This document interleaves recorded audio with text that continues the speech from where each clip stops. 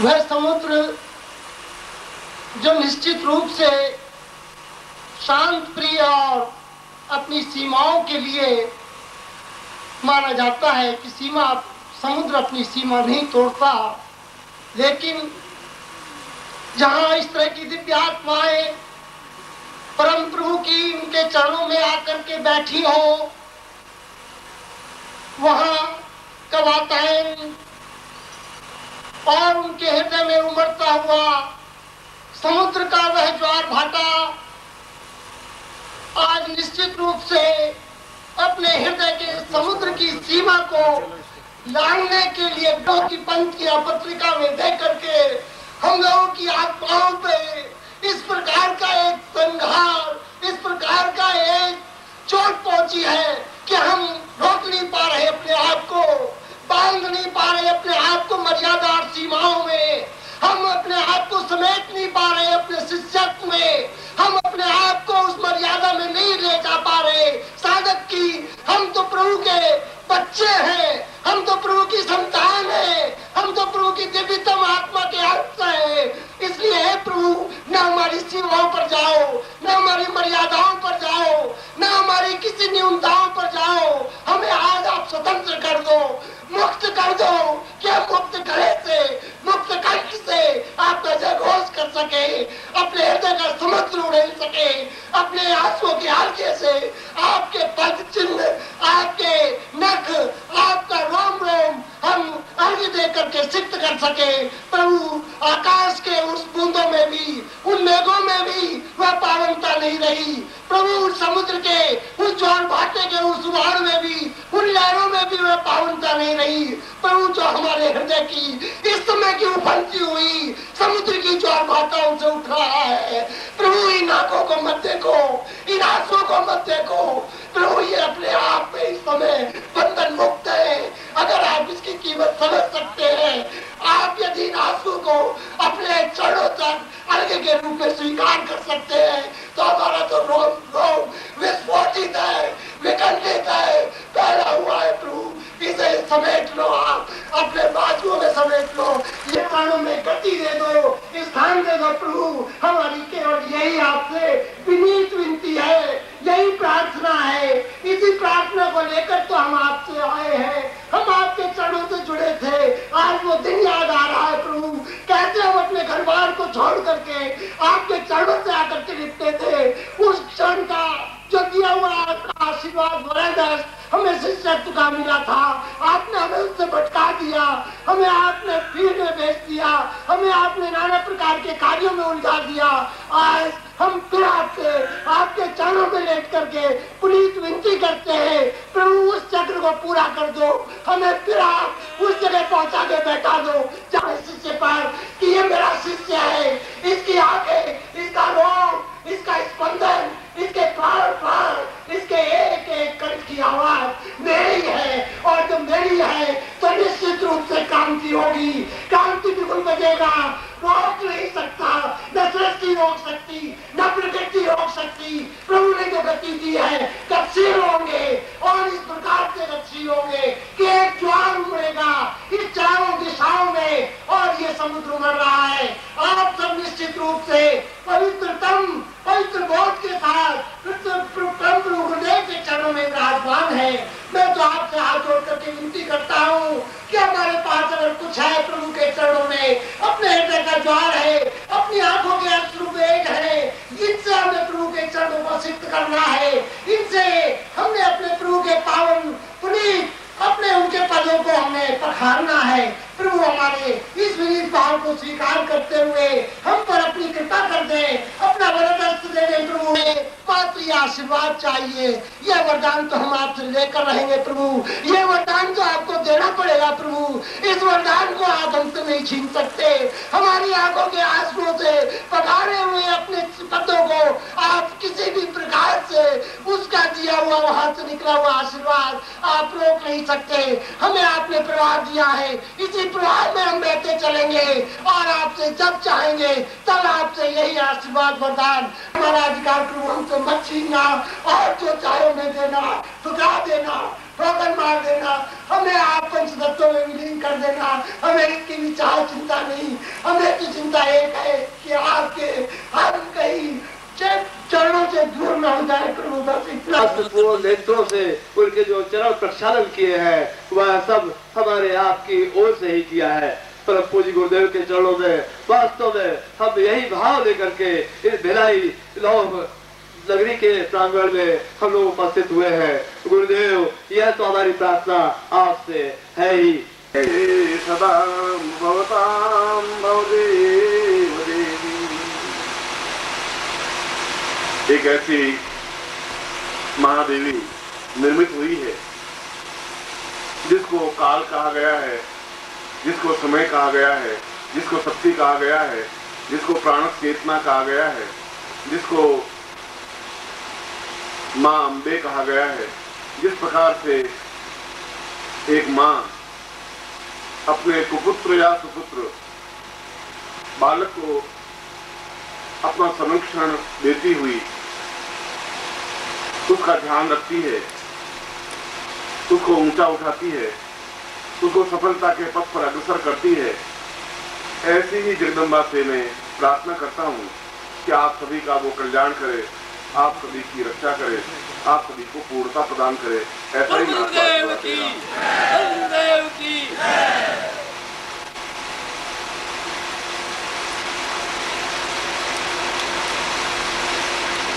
पूरे भारतवर्ष में और भारतवर्ष के बाहर भी कई बार शिष्यों के शिविर हुए, सन्यासी शिष्यों के भी और गृहस्थ शिष्यों के भी। और उन सभी शिविरों में एक गुरु रूप में मुझे जाने का अवसर भी मिला। उनको मिला भी, जो शिष्य परिचित थे, जो अपरिचित थे, जो नवादुक थे, जो कई वर्षों से थे। बावजूद भी इस पूरे जीवन में जब भी मैं कुछ ऐसे शिष्यों को देखता हूं जिनके हृदय में एक असीम प्रवाह होता है, जिसके हृदय में एक प्राणस चेतना होती है, जिसके हृदय की झंकार मेरे साथ जुड़ी होती है, तो जीवन का एक भाग आनंदमय हो जाता है। और इस भिलाई नगरी में आपके बीच आने पर मैं ऐसा ही अनुभव कर रहा हूं कि जैसे मेरे ही पुत्र हों, मेरे ही शिष्य हों, मेरी ही आंख, नाक, कान, हाथ, पैर सब मेरे सामने पूर्ण पुरुष बनकर के बैठे हों, ऐसा ही अनुभव कर रहा हूं।